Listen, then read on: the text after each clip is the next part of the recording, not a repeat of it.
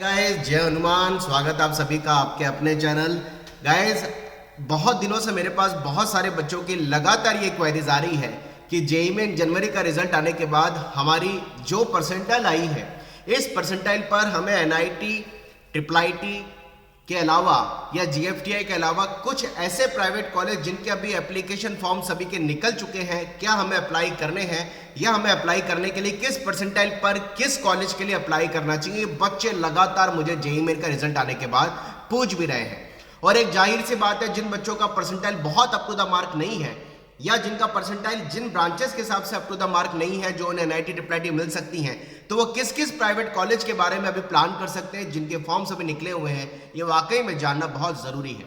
आज मैं बात करने वाला हूं इंडिया के बहुत सारे प्राइवेट कॉलेज जिनके फॉर्म्स अभी निकल चुके हैं। फॉर्म अप्लाई होने का ऑप्शन के अप्लाई करने की डेडलाइन बहुत सारे कॉलेजेस की मार्च के सेकेंड थर्ड वीक तक है और कई सारे कॉलेज के अप्लाई करने की डेडलाइन अप्रैल तक भी है। लेकिन किस परसेंटाइल वाले बच्चे को किन प्राइवेट कॉलेज के लिए अप्लाई करने के बारे में सोचना चाहिए, यह वीडियो में आज बताने वाला हूं।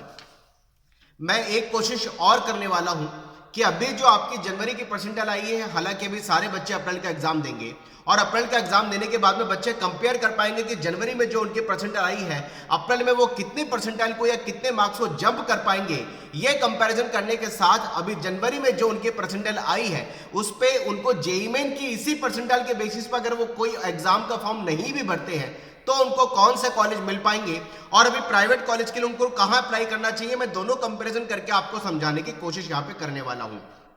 सबसे पहले जिन बच्चों का कैटेगरी जनरल है और परसेंटाइल 100 से 98 के बीच में है, जिनका ईडब्ल्यूएस ओबीसी कैटेगरी है, परसेंटाइल 100 से 97 के बीच में है, जिनका कैटेगरी एससी एसटी है और परसेंटाइल 96 परसेंटाइल तक है, इन सारे बच्चों को ज्यादा किसी प्राइवेट कॉलेज के बारे में अप्लाई नहीं करना है। ये बच्चे केवल बिट्स पिलाने के लिए अप्लाई कर दें या फिर अगर वो ट्रिपल आईटी हैदराबाद के बीटेक विद एमएस ड्यूल वाले कोर्सेज में यूजी एग्जाम के थ्रू जाना चाहते हैं उसके लिए अप्लाई कर ले। अब इसका रीजन क्या है? जिनका परसेंटाइल कैटेगरी जनरल में 98, ईडब्ल्यूएस ओबीसी में 97 या 96 एससी एसटी में है, क्योंकि इन बच्चों के लिए जेईई मेन के बेसिस पर ही ट्रिपल आईटी बैंगलोर, धीरूभाई अंबानी या फिर एलिमनाइटी जेपी जैसे कॉलेजेस के अंदर बहुत आराम से सीएस मिल सकती है और जैक काउंसलिंग के through DTU, NSIT, triple IT Delhi में भी उनको कोर ब्रांचेस मिलने की संभावना है। इसलिए जिन बच्चों का category general 98 percentile, OBC WS में 97, एससी एसटी में 96 परसेंटाइल तक है, मैं उनको बहुत ज्यादा प्राइवेट कॉलेज का अप्लाई करने के बारे में सजेशन नहीं दे रहा हूं, केवल बिट्स और ट्रिपल आईटी हैदराबाद में अप्लाई करने के लिए कह रहा हूं, क्योंकि इस परसेंटाइल पे उनको बहुत आराम से एनआईटीज में भी कोर ब्रांचेस मिलने की, अच्छे एनआईटी टॉप एनआईटीज में कोर ब्रांचेस मिलने की संभावना पूरी दिखाई दे रही है। आज इस वीडियो में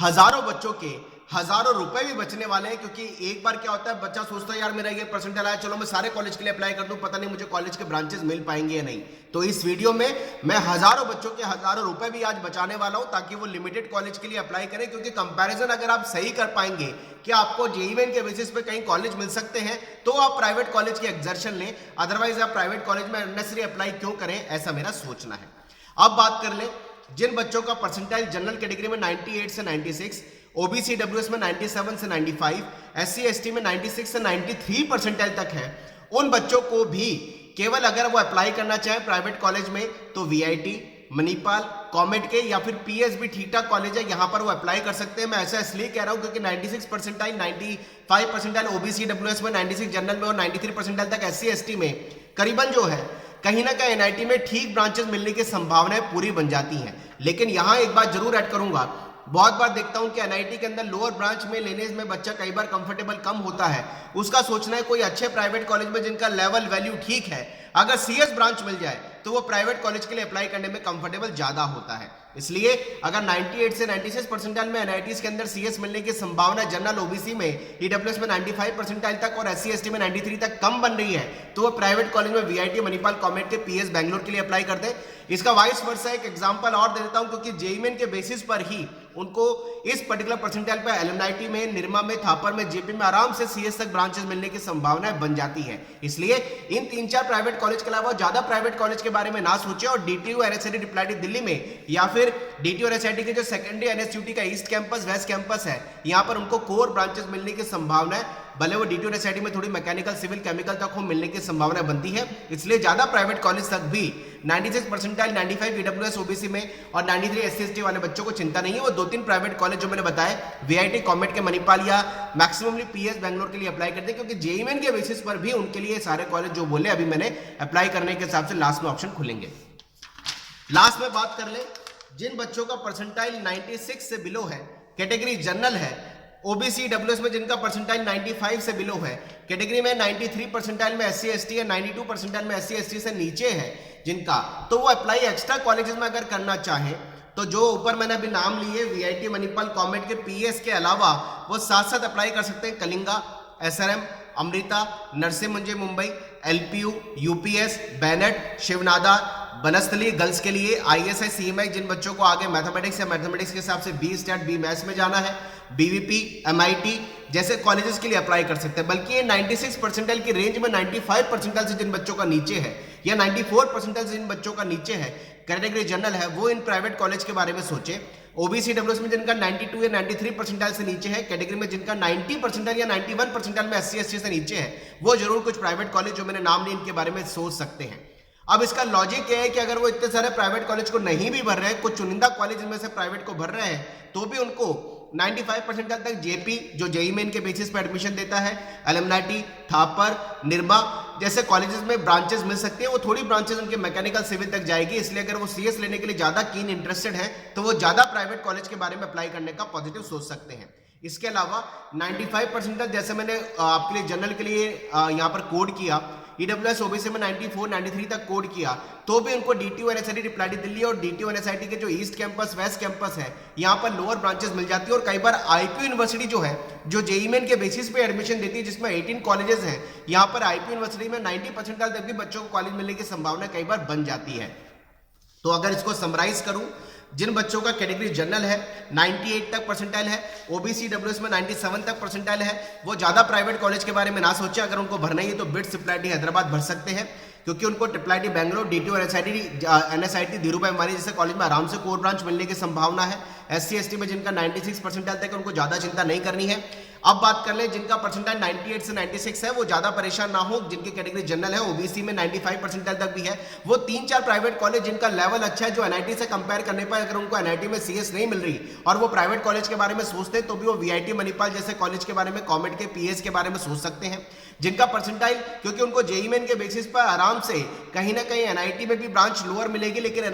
लोअर एनआईटी में ठीक ब्रांच 95 96 तक बन जाती है जनरल कैटेगरी में, ओबीसी डब्ल्यूएस में 95 तक बन जाती है, कैटेगरी में 93 परसेंटाइल तक बन जाती है। और इसके अलावा भी जेईई मेन के बेसिस पे उनके पास डीटीयू एनएसआईटी वगैरह में कहीं ना कहीं एलएमआईटी, थापर, निर्मा में भी कोर ब्रांचेस मिल जाती है, इसलिए वो ज्यादा प्राइवेट कॉलेज के बारे में ना सोचे। लेकिन जिनका परसेंटाइल 95 परसेंटाइल से नीचे है, जनरल की कैटेगरी की बात कर रहा हूं, ओबीसी डब्ल्यूएस में 93 94 तक है, कैटेगरी में 92 91 परसेंटाइल से नीचे एससी एसटी में है, वो कुछ एक्स्ट्रा प्राइवेट कॉलेज के बारे में बात कर ले, वो अप्लाई जरूर कर दे जिनके सेपरेट एग्जाम्स है, जैसे कलिंगा, एसआरएम, अमृता, वीआईटी मणिपाल, कॉमेट के SRM, Bennett, Shiv Nadar, Banasthali, CMI, BVP, MIT जैसे कॉलेज, एलपी, यूपी जैसे कॉलेज के लिए वो जिनका परसेंटाइल थोड़ा 95 से कम है, 94 से कम है, कैटेगरी ओबीसी डब्ल्यूएस है तो 93 से कम है, कैटेगरी में एससी एसटी 92 से कम है, वो ज्यादा प्राइवेट कॉलेज के बारे में सोच सकते हैं, क्योंकि उनको लोअर ब्रांचेस मिलेंगे एनआईटीज में भी अगर मिली आगे के राउंड में जाके, या फिर वाइस वर्सा जेईई मेन के बेसिस पे भी उनको कोई कॉलेज की ब्रांच मिलेगी तो भी लोअर ब्रांच मिलेगी, वो ज्यादा प्राइवेट कॉलेज के बारे में अप्लाई करने का सोच सकते हैं। प्राइवेट कॉलेज के अप्लाई करने की डेडलाइन मैक्सिममली की मार्च के लास्ट तक है,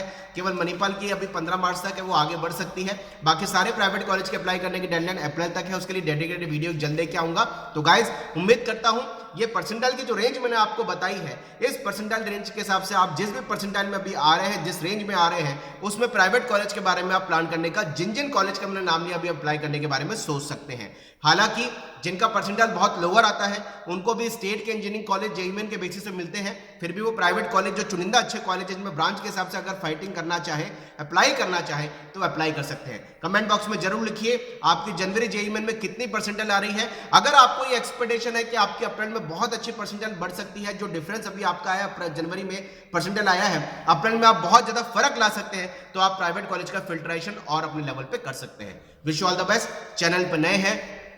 जरूर सब्सक्राइब कर लें और मैक्सिममली इन वीडियोस को शेयर करें, क्योंकि हर एक वीडियो हमारी कोशिश रहती है कि एक आम स्टूडेंट के लिए भी बनाया जाए और उन बच्चों के लिए बनाया जाए जिनको करियर में काफी हेल्प की जरूरत है। Wish you all the best. जय Hanuman. Bye bye. Thank you very much.